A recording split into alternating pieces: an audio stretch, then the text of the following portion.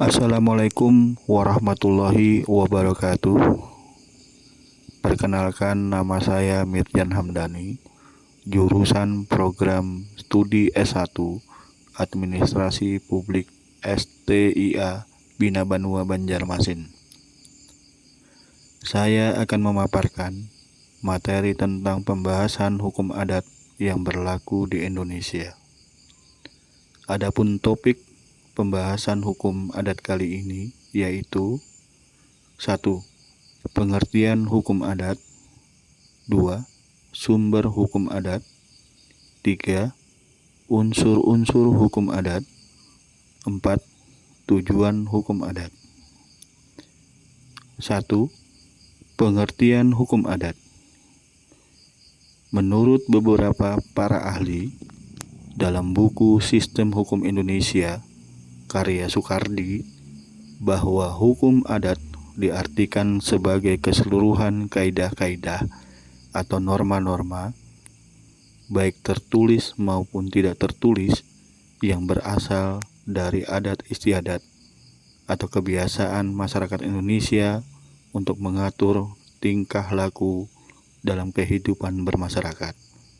Terhadap yang melanggarnya akan dikenakan sanksi. Sementara dalam buku berjudul Perbandingan Sistem Hukum, Hukum Barat, Adat, dan Islam, yang merupakan karya Mawardi Muzamil dan Anis Masdorotun, mantan guru besar hukum adat Universitas Airlangga, menjelaskan soal apa itu hukum adat.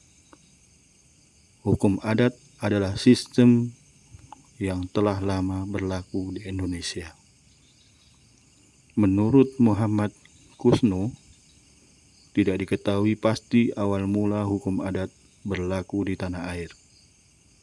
Namun, jika dibandingkan dengan hukum barat dan hukum Islam, hukum adat adalah yang tertua secara usianya.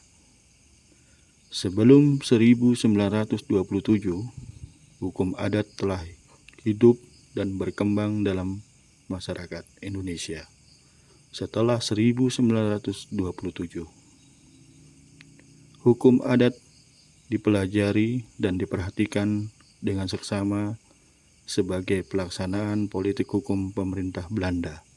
Setelah teori resepsi dikukuhkan dalam pasal 134 ayat 2 titik I besar titik S besar tahun 1925. Kedua, sumber hukum adat. Sumber hukum adat dapat dikategorikan ke dalam 3 bentuk, yaitu A. Sumber pengenal. Menurut B. Terhar, sumber pengenal hukum adat adalah keputusan penguasa adat, namun hal itu dibantah oleh Muhammad Kusno. Menurutnya, sumber pengenal hukum adat adalah apa yang benar-benar terlaksana di dalam pergaulan hukum dalam masyarakat yang bersangkutan, baik tingkah laku yang sekali atau yang berulang kali dilakukan. B. Sumber isi. Hukum adat adalah kesadaran hukum yang hidup di masyarakat adat. C. Sumber pengikat. Sumber pengikat hukum adat adalah rasa malu yang muncul oleh karena berfungsinya sistem nilai dalam masyarakat adat yang bersangkutan atau karena upaya-upaya lain yang pada akhirnya akan mengenai orang yang bersangkutan apabila ia tidak mematuhi hukum yang ada.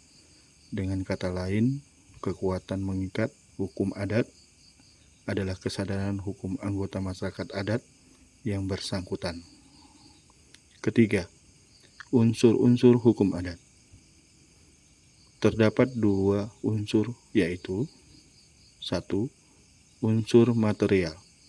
Adanya kebiasaan atau tingkah laku yang tetap diulang-ulang, artinya suatu rangkaian perbuatan yang sama. 2. Unsur intelektual. Kebiasaan itu harus dilakukan karena ada keyakinan bahwa hal itu dilakukan secara objektif. Sedangkan hukum adat memiliki beberapa sifat, yaitu sifat kebersamaan, bersifat religius atau magis, bersifat konkret atau nyata, bersifat kontan atau tunai.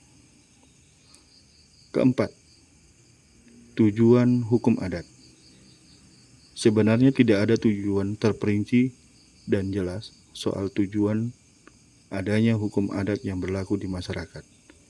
Namun dapat dikatakan hukum adat bertujuan menyelenggarakan kehidupan masyarakat yang aman, tentram, dan sejahtera. Lingkup hukum adat hanya mengatur hubungan antar satu masyarakat dengan lainnya, serta penguasa dalam masyarakat. Hukum adat berpedoman pada asas-asas kerukunan, kepatutan, keselarasan dalam pergaulan, dan bersifat religius magis. Hukum adat tidak mengenal pembidangan hukum seperti halnya hukum barat.